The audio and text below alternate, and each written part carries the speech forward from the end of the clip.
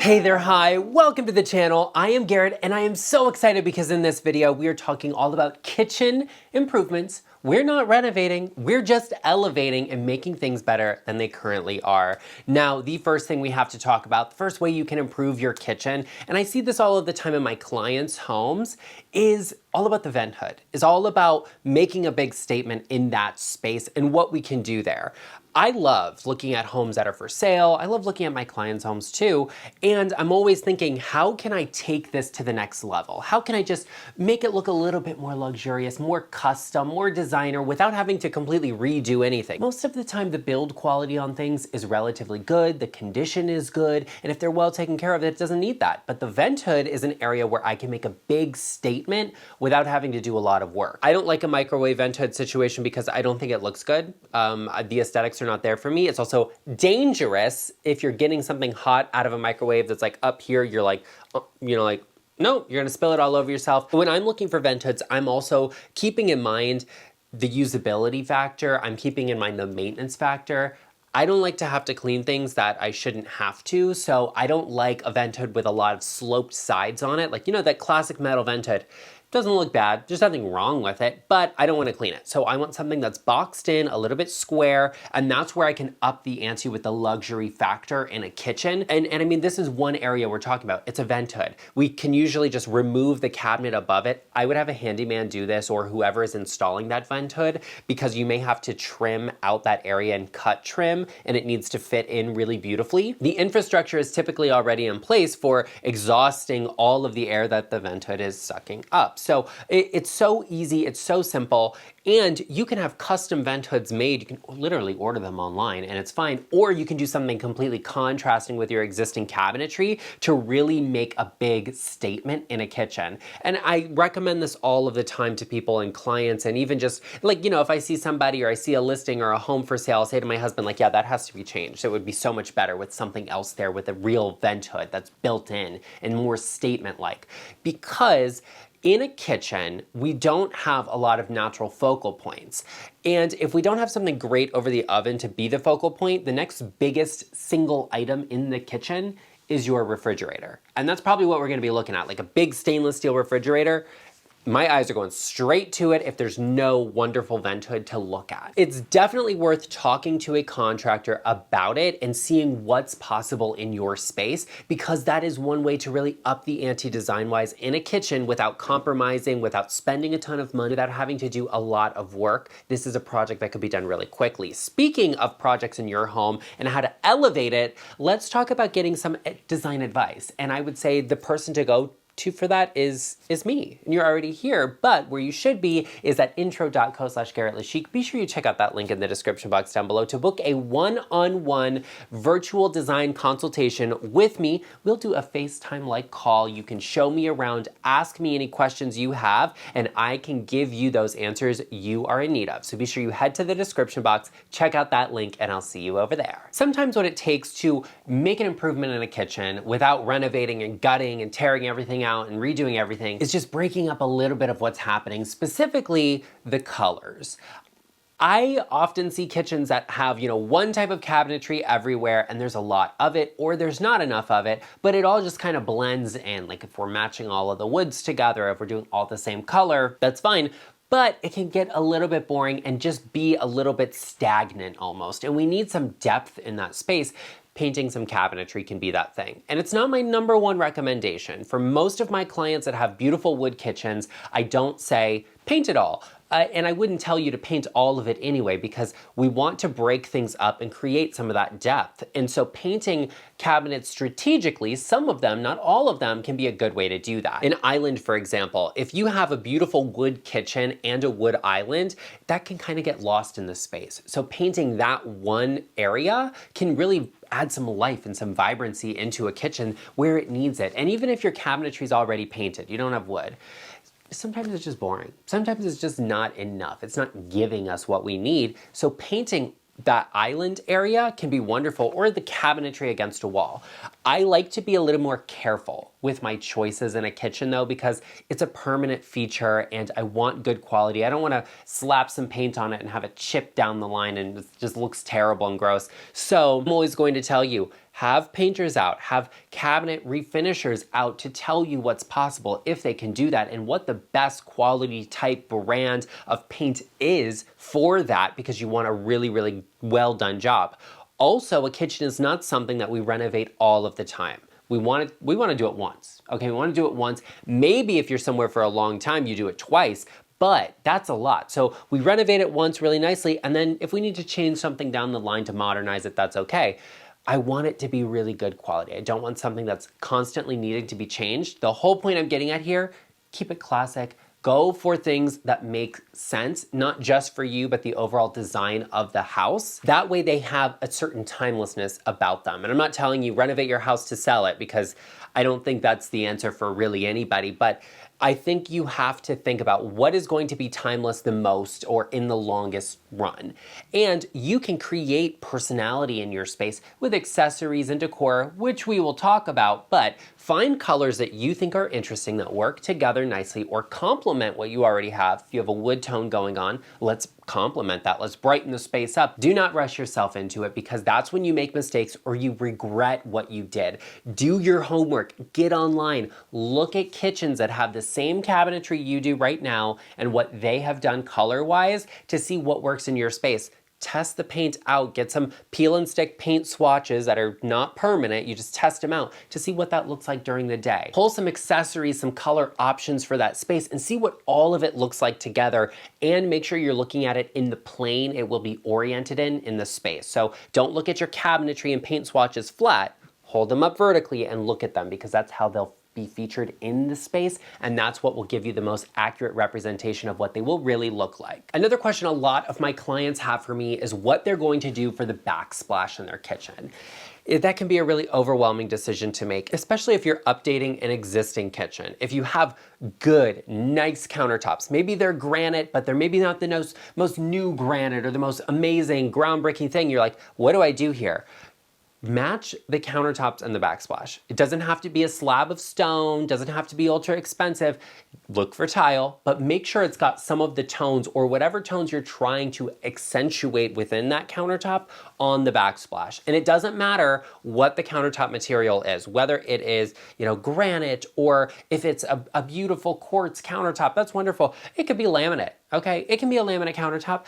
Be sure you're thinking about what the colors in that are and how can we make it look like that countertop is going up the wall. That is the easiest way to make your kitchen look more elevated and expensive. It, once again, does not have to be the same material. And that's also a great hack if you have let's say you have a quartz countertop. It's like a white quartz countertop. You can actually get an oversized ceramic tile that, has that marble look to it and have that be the backsplash. It can look so elevated, so expensive and beautiful, and you get the durability on the countertop and the flashy little, marble veining on the backsplash. That's nice too, but either way, it doesn't matter what materials you're choosing. I like a backsplash to match a countertop. Now, it's all about the details for me. That is where the backsplash is make or break, is the details. The first detail I want you to remember is the splashback, that little 4-inch riser on the back of the countertop. It's gotta go. Say goodbye to her. She needs to come off the wall. We don't put backsplash on. We don't tile above that. It has to come off. The tile goes all the way to the countertop, because if you don't do that, it looks like an afterthought. All right, that's what people do when they're doing this is a rental and I'm putting peel and stick backsplash on the wall. That's what it looks like to me. And you could do the most expensive materials in the world. I don't care, it could be full Carrara marble, all right? I love that for you. If you don't take that off, it's not gonna look right. It's not gonna look luxurious or expensive. So just make sure that's coming off. Less is more in this instance. Take that splashback off, it'll look beautiful. I also think it's very important to remember that less is more. So that fancy accent tile you're thinking of where you want to accentuate behind the cooktop, no, don't do it. Don't do that. Unless it's like the same material, just in a different direction or something, that can work. It can play if done well, but don't say, oh, we're gonna do an accent tile on the backsplash that's also an accent. I'm exhausted just thinking about it. Don't do that, because now we're drawing attention to something that looks like an afterthought as well. It looks like there was tile behind the oven and we said, we'll just add it to the sides instead of taking that off. It doesn't look like it was done right. And there's certain instances where you want this. If you are that person, you're committed to it, you're gonna go for it and do it. At the end of the day, it doesn't matter what anyone, including myself, even though my advice should be taken, that's fine, has to say you have to love your kitchen. So do what you will do. Just remember, if you're gonna break the rules, you need to know them. So keep that in mind. I just want a backsplash to be pretty and clean. I want it to flow into the countertops because for me, the accessory, the moment, the number one thing I'm looking for in a kitchen is detail, is quality. It's not a standout feature. It's not an aha moment. It's quality and durability. And then we can talk about accessories. Oh, look who stopped by to say hello and get his little treat, his healthy, all-natural treat. He usually is sitting here napping while we're filming, but today, I got a little action out of him for you. Speaking of a little action, you should take some action and improve your life and improve your home by hitting the subscribe button and joining us.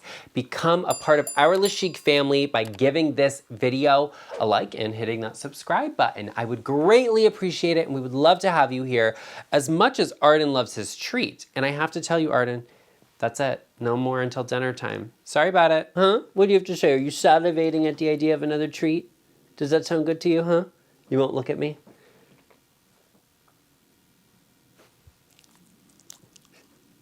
Tricked him.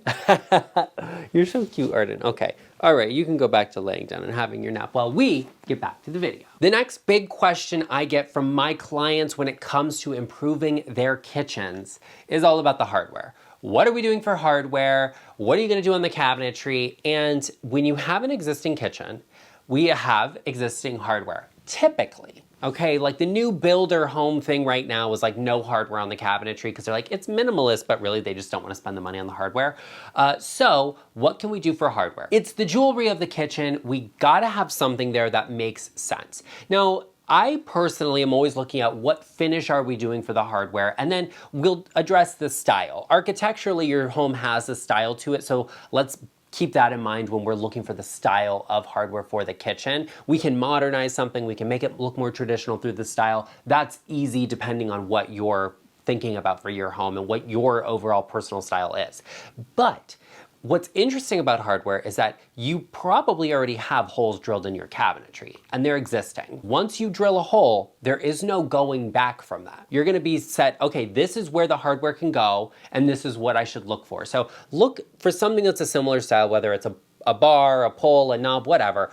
Think about that first. Now, when it comes to the color of hardware, that's where we're sending the message because we can do something timeless, we can do something more modern, or we can kind of mix something up and have a little bit of fun. For me, I personally like, I like a mix of hardware. I like to mix two of them together, probably brass and like a chrome or a brushed nickel. Brushed nickel is nice because if you have stainless steel, it matches. It's timeless, you can't go wrong with it. It's expected, however. So, I think that's good and I think that's bad. You're not gonna offend anyone with brushed nickel hardware, but it's probably not the most exciting thing in the world. It may be understated, however, which is a good thing. Chrome, on the other hand, is nice. It's shiny, it's reflective, but it will show every fingerprint possible. And if you're living with children or somebody who doesn't wash their hands before they go and open all of the cabinetry, you're gonna see everything on them, and I don't love that. Brass, on the other hand, is nice, but if you get unlacquered brass, it will have to be polished, and that's more of a commitment than I'm willing to make. For me, I'll do something like the overhead light fixtures in brass, or I'll do a polished brass for hardware. That way I don't have to go back through and polish it. It's like lacquered, so it doesn't get that patina on it and that age, which some people really love and some people don't. There is a lot to consider when it comes to hardware in your kitchen, but let's have it be consistent with what's happening and what the expectations of the home are. We don't want to have a jarring response to the space we see. Let's keep it classic and keep it timeless for what the home actually is. I've been saying details, details, details, and I think they matter. And one of the big details I see that's an easy way to improve the kitchen in an average home is all about your refrigerator. The side of a refrigerator is not particularly attractive, and I think we can all agree on that. I don't want to see a big bulky side of a refrigerator sticking out from the cabinetry.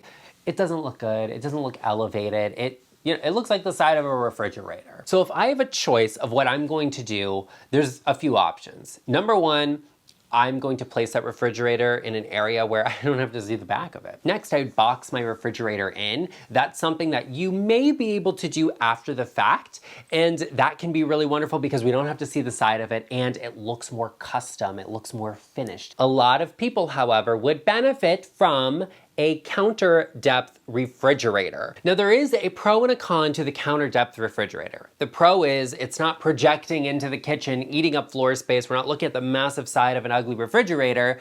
It actually is, you know, within the boundary of the lower cabinetry. And that is wonderful. But the con is you lose depth within the refrigerator. So a lot of people say they can't fit a pizza box in it. I don't know about that, because when I have a pizza, there's not leftovers. There is a sacrifice you have to make when something is more design-oriented than functionality-oriented, and it's something to think about whether or not it will work for you. But not seeing the big, bulky side of an refrigerator is beautiful in my opinion, because I don't think it's beautiful, and it really makes it feel like the refrigerator is an afterthought when you see that. The counter depth refrigerator, I think, always gives a kitchen a very finished and upscale appearance, but remember, when it comes to purchasing, selecting a refrigerator, you have to remember to account for the door swing, the way they open. So if it's next to a wall or something, gotta make sure you have enough space there to get that door open without banging into the wall or other cabinetry. But that goes with any refrigerator, not just a counter depth one. Let's talk about decor, because decor is necessary in a kitchen, okay? I think that does say something about the space. It also allows you to tie all of your colors together, make a cohesive feeling. It also sets the stage for what style is the kitchen, all of those accessories in that decor. But there is a caveat there. For me, and in my opinion, when it comes to my home, I don't like to have unnecessary or useless decor on my countertops or in my kitchen in general. You're not gonna find a word sign sitting there, okay? I'm gonna choose a cookbook I actually use. Instead of getting a vase that looks pretty, I'm gonna get a utensil holder that I can actually put my wooden utensils into. I want things that are both functional and aesthetic, that work for me, that I can actually use, that are good quality, but will enhance the overall design. I don't love decor above cabinetry because I don't wanna have to clean that. So I would rather see lighting or nothing, or something that is easy to clean, something that's larger. Maybe it actually has a little bit of functionality. Like, you know, if you've got a lot of space there, put the platter you use for the turkey at Thanksgiving up there. And then once a year we have to get it down, clean it, dust it off, and make it look shiny and pretty, and then we can use it and put it back up after we're done. That's something that makes sense. It's not something we're using all of the time, but it has to be something that at least looks like it has some form of functionality for us. And like I said, lighting on top of cabinetry that doesn't extend to the ceiling, you all know, it's one of my favorite things in the world. I just love great layered lighting in a kitchen, and that can actually serve as decor as well. That lighting above cabinetry, aesthetic, sumptuous, gorgeous, and it's something worth considering in your home. But the decor in your kitchen should not just be for the looks, it should also be for the functionality aspect that every kitchen has to have. And not a lot of clutter. We don't like clutter in a kitchen, so organization in a kitchen is essential. Now, you may not have an average kitchen. Maybe your kitchen is a little bit on the smaller side. Have no fear, I've got you covered. Be sure you check out this video right here all about what to do with your small kitchen and how to make the most of it. And I will see you over there.